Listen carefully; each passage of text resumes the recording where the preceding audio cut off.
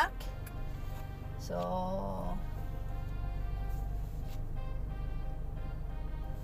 lalabas na po tayo. Ako pala, hindi pala. Lalabas na po ako at ako po ay pauwi na.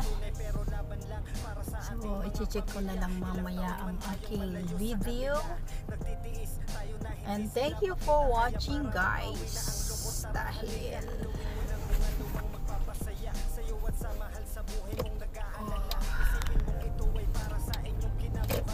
so yun, sabi ko po sa inyo, bibili po ako ng yung magnet. Sana maging matibay.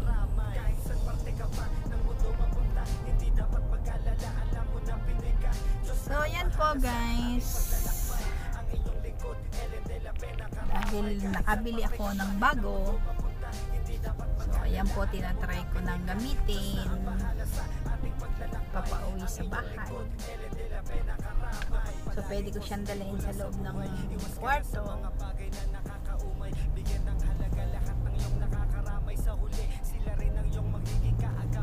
Anyway, balik po tayo sa kwento ko kanina, guys. Yun, gaya na sabi ko sa inyo, pinagsaktan po ako ng matinding masakit na ulo. So kagabi po yun, nagising po. Baga nakaidlip po siguro. Nagising ako ng past 12. Then until past 1 or 2, hindi ko po pinakikiramdaman ko po yung sarili ko ba. So yun po,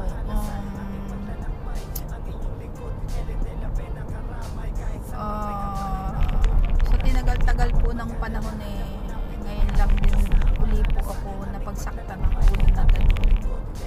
Hindi ko po ina-expect. And sa totoo lang, ayoko na pong pagsaktan ng ulo. Ang hirap po Ito po yung naapektuhan. Parang buong katawan ko ba'y walang power.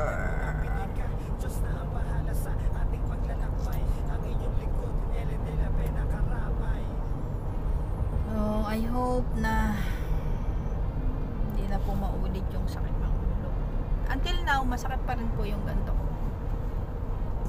Kaya siguro kailangan ko talaga check up. Oh my God.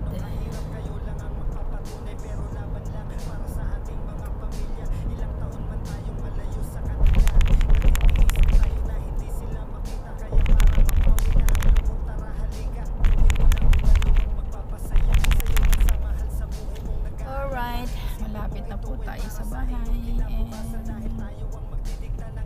until now po, matibay po yung aking, kaya lang parang kailangan sigipan ng konti kasi natumba.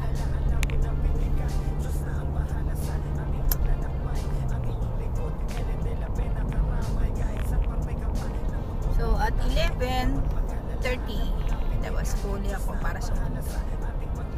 Mamaya na po ulit and see you, bye bye. So like I said, guys, waiting po ako sa pasahero ko. Ayan po, dito po ako sa parking area. Pero dito ko na lang po siya hinintay ba. Ayan.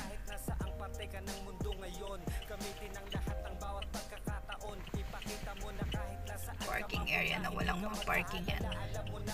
Alright, guys, so see ya later, alligator.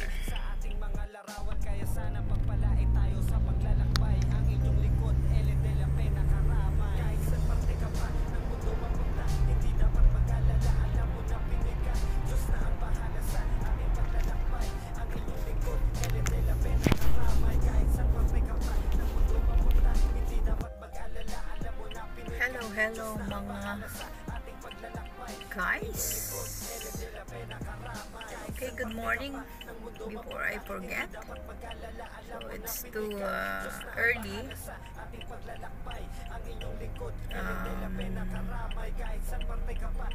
Again, I drop. But for now, it's waiting. Kasi may kinuha yung pasahero ko doon sa kabilang building. Hindi ko alam kung ano. Pero sabi laptop. So, hinihintay ko siya. And then siguro dalhin ko siya doon sa klase niya. Hindi ko alam kung saan. So, hinihintay ko siya ngayon dito para i-drop ko siya doon sa klase niya. Ganun po ang nagiging sitwasyon ko. Kapag po, kasi isa po to sa regular passenger ko. So, dagdag pa rin. Siyempre, anak ng matanda. So, kailangan natin sundin. So, yun guys. Kaya na sinabi ko, waiting ako. And siguro mga after 10 minutes, dito na yun. So, mamaya update ko kayo pagka na-drop ko na siya dun sa klase niya. I mean, dun sa place ng klase. So, bye-bye for now. And see ya after this.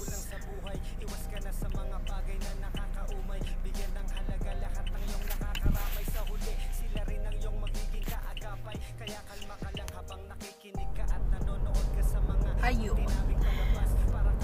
Good morning guys. I'm driving, so another vlog. As usual, nag-drop po ng passenger. So, maghintay muna tayo ng konti dahil napakabagal po nung nasa unahan ko. So ayun guys, kumusta po ang lahat? Hindi po masyadong dumidikit ang aking magnet dito sa sasakyan.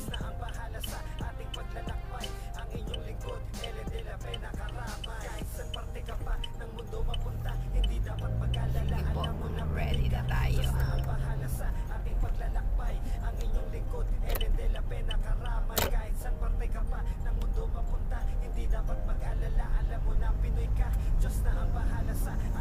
Naglilinis kasi ng karsada ba yung mga trap ba, trap. So yun guys, as usual, everyday routine, maghatid sa university. Yun ang aking first routine ngayon. At pasahero ko, I think it's a regular passenger. Wala na po akong choice to. And gaya po ng dati, yung matanda ko dito sa pasahero ko is yun, everyday within 1 week meron siyang 3 o 4 na araw na pumapasok siya sa kanyang school. So, kasama na doon yung Quran. And after that, yung dalaga naman sa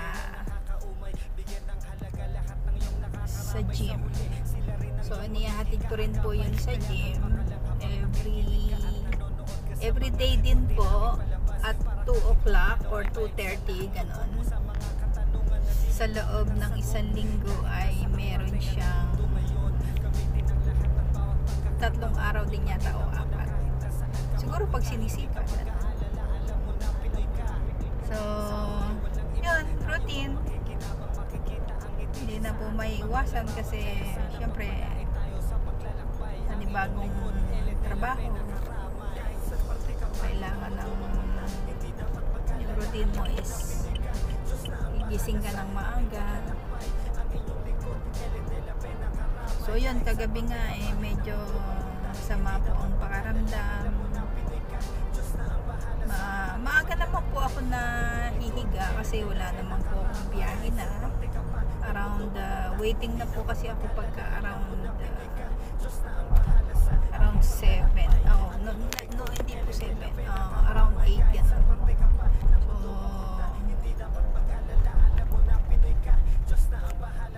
yun.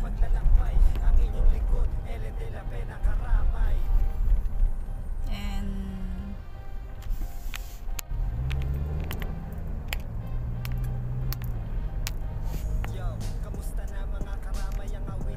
sana tayo. Yun po. Waiting po ako sa magigising po ng umaga. And like I said, yung pakaramdam ko po last night is umaga po humigagawa ng parang masakit yung yung ulo ko, na yun ang iniiwasan ko, na kapag sumakit talaga po yung ulo ko is hindi mo na ako talaga mapapakinabangan. Tapos sumabay pa yung balikat and yung sikmura ba, as in buong ulo ko masakit. Hanggat maaari po talaga umiiwas ako sa sakit na ulo. Kasi wala na po ako para akong yun ang pinamahirap sa akin pag pinagsaktan po ako ng ulo.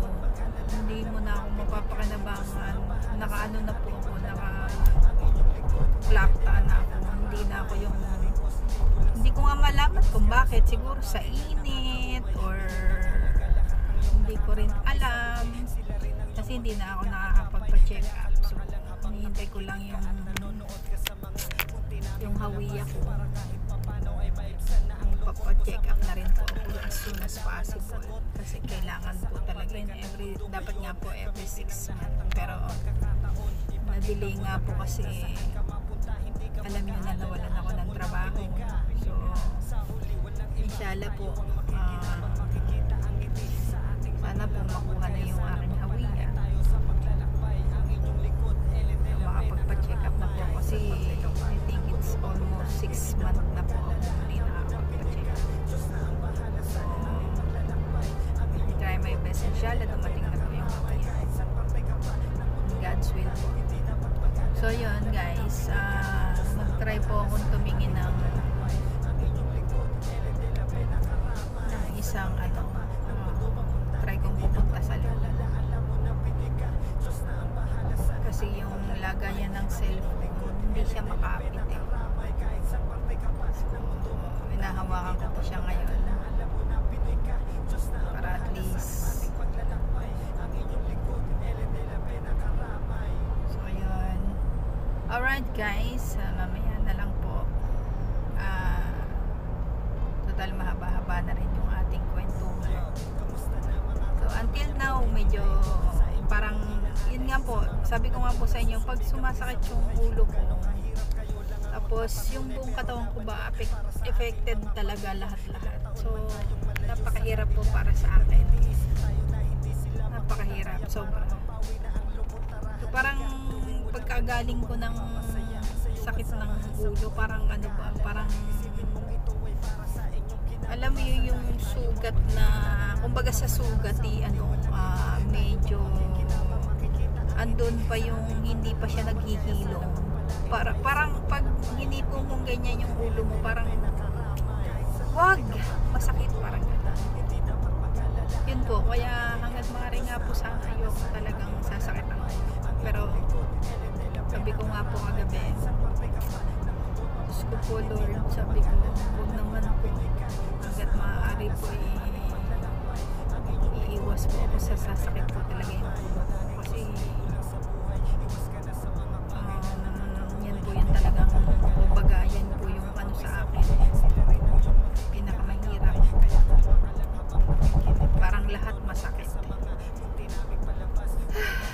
Kaya ngayon medyo pa ako, parang yung gulay na lungangi. Okay guys, so mahaba na yung kwento ko and